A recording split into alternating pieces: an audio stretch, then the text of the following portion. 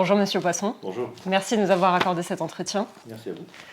Après 6 mois de mise en œuvre, le pass sanitaire semble être devenu un outil banalisé du quotidien. Votre longue expérience politique vous permet-elle de mesurer l'imprégnation du pass dans les mœurs ? C'est-à-dire, pensez-vous que la population va être marquée durablement par cette idée d'un pass comme une solution à la gestion d'une crise ? J'espère que non, mais je crains que oui. J'espère que non parce que, on va certainement revenir dans le cours de l'entretien sur ce point, mais cet outil est un outil de contrôle politique et pas un outil de gestion sanitaire. D'ailleurs, les récentes déclarations du ministre de la Santé permettent de le conclure. Il a installé durablement dans l'esprit des Français que le fait qu'un certain nombre de choses désormais seraient accessibles comme des choses qui font partie de nos libertés fondamentales, le droit de circuler, le droit de se réunir, le droit de bénéficier des fruits de son travail, la possibilité d'accéder à un certain nombre de lieux collectifs ou pas, et bien que cette autorisation serait soumise désormais, enfin cet accès, pourrait être désormais soumise à une autorisation, alors que jusqu'ici ça allait de soi. Et je crains que les Français se soient fait cette idée, au fond, qu'il y a des circonstances dans lesquelles, quand elles ne relèvent pas de la sécurité physique, par exemple liée aux attaques terroristes ou à des dangers militaires particuliers, eh bien que même en cas de risque sanitaire non complètement vérifié, ce qui est le cas de cette épidémie, eh bien le pouvoir exécutif puisse décider de ce dont en fait les gens ont droit, ce à quoi les gens ont droit, ou ce à quoi ils n'ont pas droit. J'ai horreur de cette perspective et de cette manière de gérer la cité, de diriger la cité. Je pense que malheureusement, ça s'est imprimé dans les mœurs. Je pense que les Français, beaucoup de Français en ont accepté le principe, beaucoup d'autres non, et en particulier pas moi. Donc j'espère que ça ne s'inscrira pas durablement, mais je crains malheureusement que le mal soit en partie fait. Justement, la question qui se pose maintenant, c'est est-ce que cet outil pourrait refaire son apparition dans d'autres circonstances à la demande de la population elle-même ? Ah, alors à la demande de la population, je ne sais pas. Il pourrait bien sûr faire son apparition dans la mesure où, simplement pour des questions de la forme du droit. On a entendu que M. Véran nous a expliqué il y a quelques heures la chose suivante, le pass vaccinal et le pass sanitaire seront certainement suspendus à partir de la mi-mars. C'est sans doute un hasard si ça arrive un mois avant l'élection présidentielle. Mais la suspension ne veut pas dire la suppression, et en tout cas, il n'a pas évoqué l'abrogation pure et simple des textes législatifs et réglementaires qui prévoient sa mise en place et sa prolongation. C'est-à-dire que même s'il est suspendu, c'est un décret du Premier ministre qui le suspend, mais la loi qui permet son installation et la loi qui donne le pouvoir au Premier ministre en cas d'urgence sanitaire de le rétablir, cette loi-là n'a pas disparu. Donc je crains que la forme du droit elle-même permette, que le peuple français le souhaite ou non, au pouvoir exécutif de le rétablir s'il estimait, pour des raisons proportionnées ou pas, qu'il fallait le rétablir. Notamment après les déclarations choc d'Emmanuel Macron indiquant qu'il souhaitait, je cite, « emmerder les non-vaccinés », nous pensons que la ségrégation d'une partie de la société française risque de laisser des séquelles durables par la suite. Partagez-vous cette inquiétude ? Et si oui, comment réparer à l'avenir cette fracture pour réconcilier tous les Français après la fin du pass sanitaire ? Ça, c'est une question difficile. Évidemment que les propos du chef de l'État sont graves, mais malheureusement, ce ne sont pas les premiers, sans doute pas les derniers. Il n'est pas le seul de son engeance à les avoir prononcés ou avoir prononcé des paroles équivalentes. Et en règle générale, le quinquennat d'Emmanuel Macron, comme d'ailleurs celui de François Hollande, mais pour d'autres raisons, est un quinquennat de fracturation. Je ne me souviens pas, ni dans mes souvenirs personnels, ni d'avoir vu dans les manuels d'histoire, de situations dans lesquelles la société française ait été aussi fragmentée. Et par l'opération du pouvoir exécutif, c'est-à-dire du fait de la propre manière de diriger qu'a adopté le président de la République, son gouvernement et sa majorité parlementaire depuis bientôt 5 ans. Cette idée de catégoriser les citoyens, ceux qui sont quelque chose, ceux qui ne sont rien, ceux qui devraient traverser la rue pour trouver du travail et puis ceux qui ne le font pas, ceux qui sont des afro-populistes, salopards, fascistes et tout ce qui s'ensuit, et puis les gentils qui sont de l'autre côté de la rivière.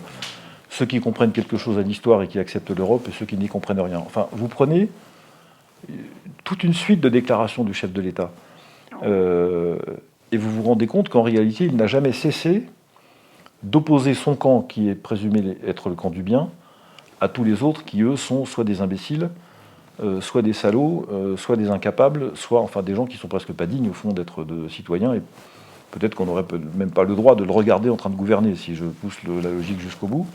Cette espèce d'orgueil, dont la première victime, d'ailleurs, est l'intelligence. Comme je dis de temps en temps, la première victime de l'orgueil, c'est l'intelligence. Ça rend bête d'être orgueilleux. Et je pense que nous sommes arrivés à un niveau de bêtise et donc de violence, parce que c'est la plupart du temps lié, qui imprime durablement, là encore, l'état de la société française. Et ça se retrouve dans beaucoup de dimensions de nos relations sociales. Que faut-il pour cela, pour en sortir? Simplement désigner à la tête de l'État un homme qui soit, ou une femme qui soit attentif au sort de tous les Français, qui ne se préoccupe pas de les classer dans des catégories différentes dont la dignité varierait selon son appréciation du moment, et qui ait le souci de s'adresser à tous en gouvernant, même et peut-être d'abord à ceux qui ne sont pas d'accord avec lui. On peut dire qu'on en est assez loin pour le moment. Alors justement, à ce propos, vous avez rejoint la campagne d'Éric Zemmour que vous soutenez pour l'élection présidentielle. Il semble disposé à retirer le pass vaccinal. Est-ce que c'est vous qui l'avez sensibilisé à la question des libertés publiques que pose le pass sanitaire en particulier? Et sans votre intervention, aurait-il pris ce sujet à cœur? Ah, je ne sais pas. Ce qui est certain, c'est que notre détermination ici même, à la voix du peuple et la mienne, sont totales depuis le début de cette crise. Et nous sommes allés devant le Conseil d'État, je crois, à 6 reprises, pour essayer de faire rétablir nos libertés individuelles comme nos libertés publiques. Parfois nous y sommes parvenus, parfois non. La plupart du temps non d'ailleurs. Nous nous apprêtons à y retourner puisque le décret qui réduit la durée de validité du certificat de rétablissement passant de 6 à 4 mois a été publié il y a avant-hier. Donc nous allons probablement, là encore, aller attaquer cette décision dans le Conseil d'État. Et donc je suis persuadé en tout cas que, premièrement, je ne sais pas quelle influence a eu notre position sur les positions du candidat Éric Zemmour, mais je sais qu'il est sensible à titre personnel, sans nous, et parce que nous partageons une même vision du rôle de l'État et de la protection des libertés. Deuxièmement, il est le seul candidat, à ma connaissance aujourd'hui, à avoir pris formellement l'engagement de supprimer, d'abroger dès son arrivée aux responsabilités le pass vaccinal, le pass sanitaire et tous les passes de toute nature qu'ils soient. Donc il ne s'agit pas simplement, je le répète, de suspendre, il s'agit de faire abroger les lois. C'est-à-dire de décider, il n'y a plus de loi qui permettrait l'instauration de ce type de dispositif. Et troisièmement, je pense qu'il est parfaitement conscient, comme nous le sommes nous, de la dimension d'abord politique de la gestion de cette crise. Si, en effet, la préoccupation des pouvoirs publics n'avait été que la santé des Français, les 3/4 des dispositions qui ont été prises ne l'auraient pas été. 9/10 des déclarations à l'emporte-pièce qui ont été faites n'auraient pas été prononcées. Un certain nombre d'absurdités auxquelles nous sommes soumis tous les jours n'auraient pas vu le jour, et la France s'en porterait beaucoup mieux. Alors vous avez en partie répondu à une de mes questions, qui était est-ce que effectivement le pass sanitaire sera non seulement suspendu, mais surtout abrogé, mais également est-ce que vous pouvez nous assurer de la suppression de l'obligation vaccinale et donc de la réintégration sur leur poste de tous les personnels suspendus, tels que les soignants, les pompiers, les militaires, le personnel navigant? Alors, c'est un point sur lequel je n'ai pas discuté en détail avec M. Zemmour, donc je ne peux pas m'engager formellement en son nom.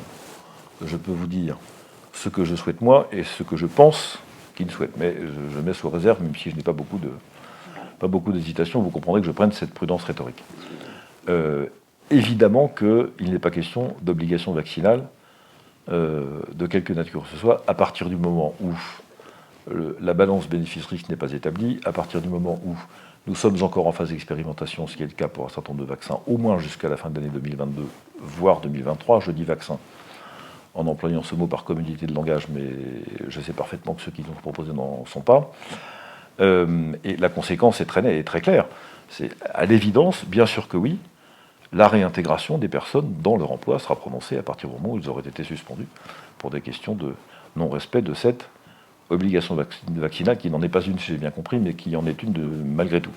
Il y a là une injustice absolument insupportable, qui a déshonoré le Conseil constitutionnel quand il a prononcé la constitutionnalité de cette loi par laquelle la suspension était possible, qui a déshonoré les partenaires sociaux qui l'ont soutenu, et il y en a beaucoup qui l'ont fait, et qui a déshonoré le Conseil d'État en ne la censurant pas. Donc c'est presque au-delà du rétablissement de la justice pour ceux qui sont concernés, il en va aussi de l'honneur de nos institutions. Ce pass sanitaire pose deux grands problèmes sur les libertés, à notre sens. Donc, d'une part, les libertés publiques de circulation et donc d'égalité devant la loi. D'autre part, l'inviolabilité du corps, le consentement libre et éclairé dans un acte médical. Et donc vous qui êtes engagé aux côtés d'Éric Zemmour dans sa campagne, pensez-vous qu'il soit suffisamment donc, sensibilisé à ces deux points distinctement ? Oui, il l'est parce que d'abord il est un ardent défenseur des libertés, comme je le suis. Si ça n'était pas le cas, je ne le soutiendrais pas. Et deuxièmement, il a sur toutes ces questions de bioéthique des visées ou des intentions qui sont identiques aux nôtres. En témoigne par exemple le communiqué de presse qu'il a signé, publié hier en réponse à l'Association pour le droit de mourir dans la dignité sur la question de la légalisation de l'euthanasie, où on voit bien qu'il est dans une trajectoire qui est celle de l'indisponibilité du corps humain, celle du respect de l'intégrité physique des personnes, enfin celle de l'article 16 du Code civil pour être clair, et évidemment que toutes ces questions d'expérimentation humaine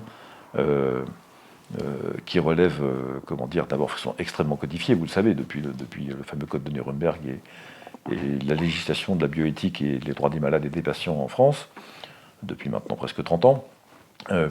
Donc il est très attentif à ça, très désireux de maintenir intégralement cet ensemble de garanties qui s'appliquent à nous tous. Je ne vois pas comment, de ce fait, il pourrait embrasser une trajectoire autre que celle que vous souhaitez. Donc je crois qu'on est exactement nous sommes dans un univers philosophique et politique qui est parfaitement homogène avec ce que vous évoquiez à l'instant. Je vais rapidement vous parler des jeunes au sein de cette crise, plus particulièrement. Nous avons perçu que les plus fervents militants contre le pass sanitaire étaient majoritairement des adultes, de la génération plutôt de nos parents. Depuis quelques semaines, nous voyons de plus en plus de jeunes se mobiliser sur cette question. Quel est votre regard sur la situation des jeunes dans cette crise ? Et comment, selon vous, peuvent-ils défendre au mieux leur liberté face à des discours particulièrement culpabilisants ? Alors, si j'avais eu à gérer cette crise, je pense que dans la première phase, la phase du premier confinement, je ne sais pas ce que j'aurais fait, mais je comprends que le gouvernement ait à l'époque pris cette décision. Du moins, je peux le comprendre. Quand un pépin pareil, si j'ose dire de manière triviale, vous tombe sur le nez, vous faites ce que vous pouvez. Bon, ce qu'on pouvait à l'époque, c'était on confine tout le monde pour être sûr que tout se passe bien. D'ailleurs, il a été démontré après que ça ne changeait rien, enfin c'est comme ça. Et puis on voit bien ce qui se passe. En tout cas, on essaie de tirer des enseignements de cette première phase. Et au terme de cette première phase de confinement, nous avions déjà à disposition un certain nombre de conclusions. Nous en avions sur un peu l'historique déjà de l'épidémie ou de la pandémie, et on voyait bien déjà que l'utilité même du confinement était remise en cause. On comprenait bien qu'il fallait rentrer plutôt dans une mécanique de traitement systématique des personnes dites à risque, et puis laisser toutes les autres, celles qui ne le sont pas, continuer de vivre normalement. Mais il fallait pour ça mettre en place une certaine forme de confinement uniquement des personnes à risque.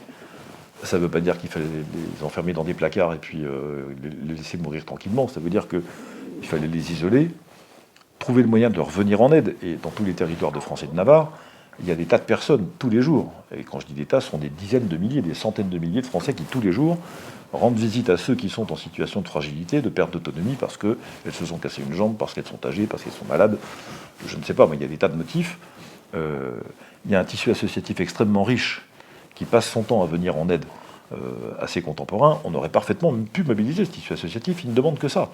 Et j'ai souvenir, j'étais maire ici, dans cette ville de Rambouillet, au moment de la canicule de 2006, pendant l'été.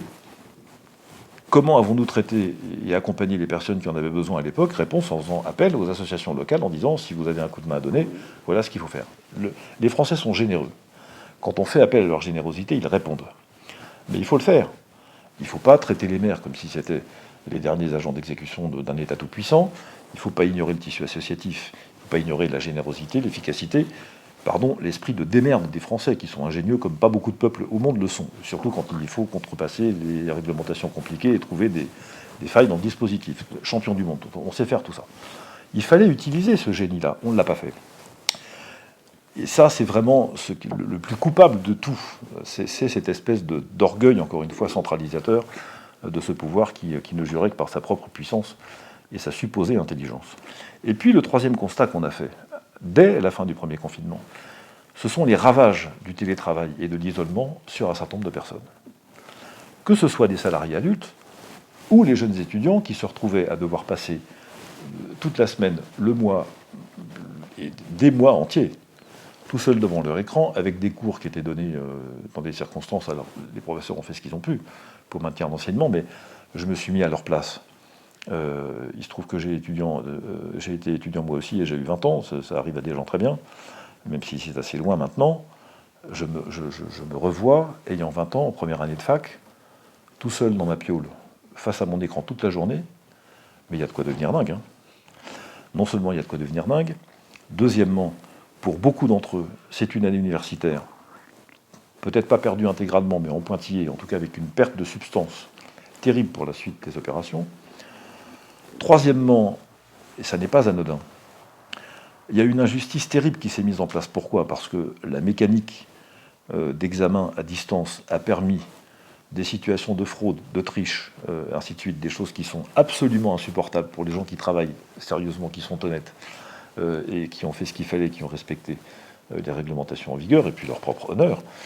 Donc tous ces facteurs d'isolement, finalement de bénéfices qu'on tire de comportements qui sont erratiques ou qui sont condamnables, tout cela a produit, et produit maintenant chez les jeunes, une forme de, ce que je sens, et puis je suis sollicité aussi sur ce motif, d'abord de pression psychologique dont un certain nombre d'entre eux se remettent très très difficilement, et on comprend très bien pourquoi le gouvernement a dit nous allons verser un chèque psychologique de 100 euros. 100 euros, ça veut dire une consultation et demie.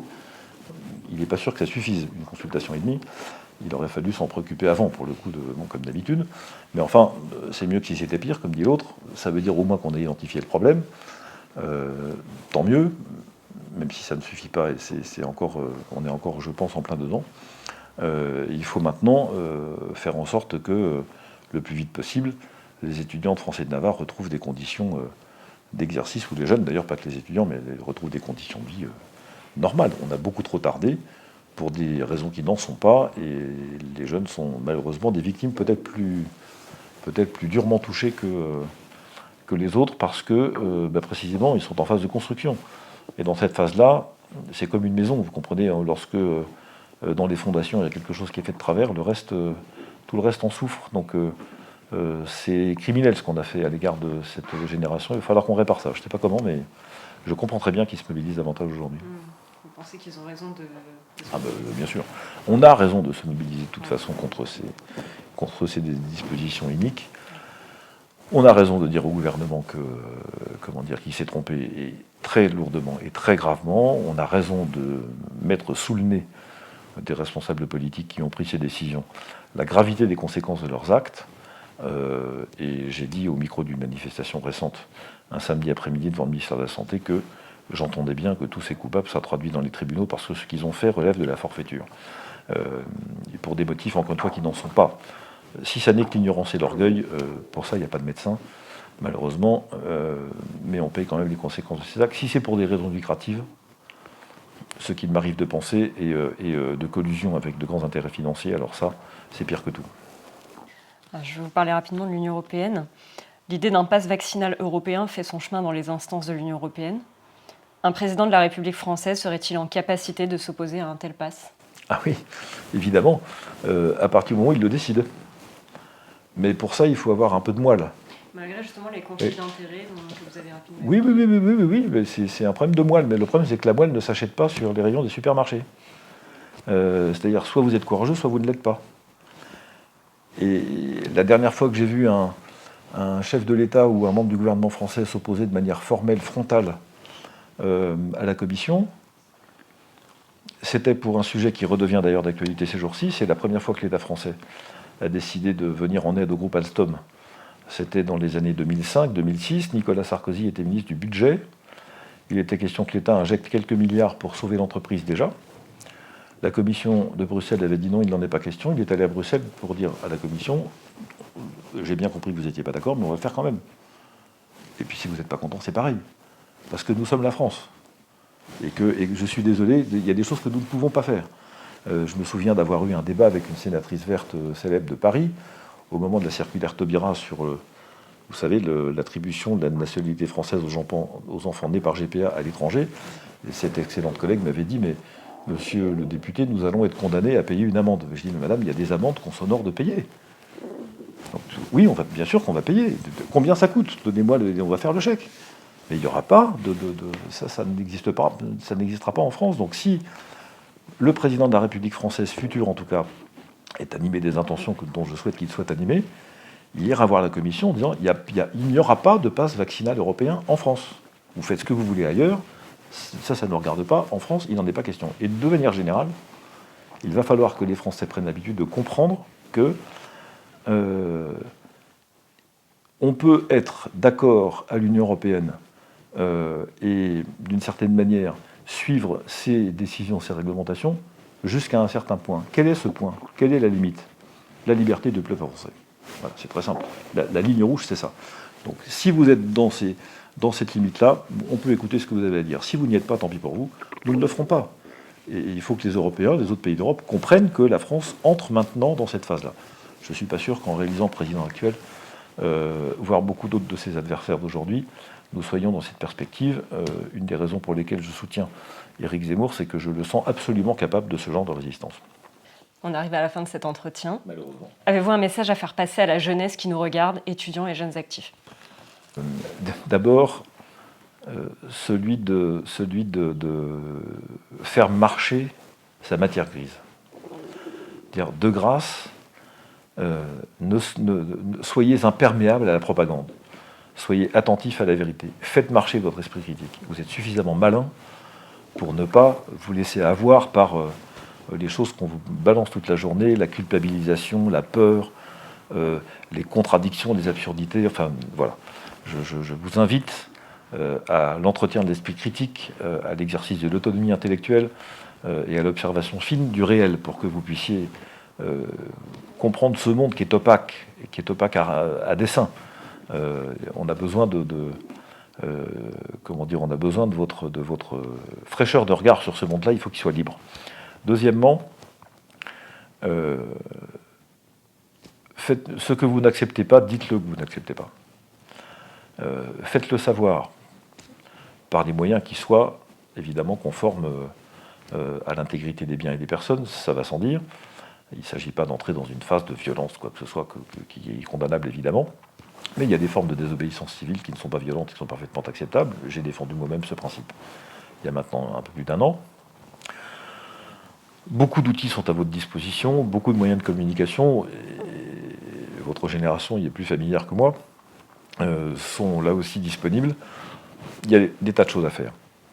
Mais ne laissez pas s'installer un monde dans lequel nous serions devenus les Chinois, c'est-à-dire dominés par l'identité numérique individuelle, par le crédit social, par le contrôle, par la vie des QR codes, et ainsi de suite. Ne laissez pas entrer là-dedans. Notre génération fait ce qu'elle peut pour essayer d'y résister, avec les difficultés que vous constatez. Je sais qu'il y a dans la génération qui est la vôtre beaucoup de soutien, de relais et de vision du monde partagée sur ce que je suis en train d'évoquer. Mais voilà, il y a un enjeu extrêmement important qui consiste à ne pas entrer dans la société qu'un certain nombre de docteurs Folamour nous préparent. Voilà, nous sommes, votre génération et la mienne, dans une unité de combat sous ce rapport, pourvu que ça continue et que ça se renforce. Monsieur Jean-Frédéric Poisson, merci beaucoup pour cet entretien. Merci à vous.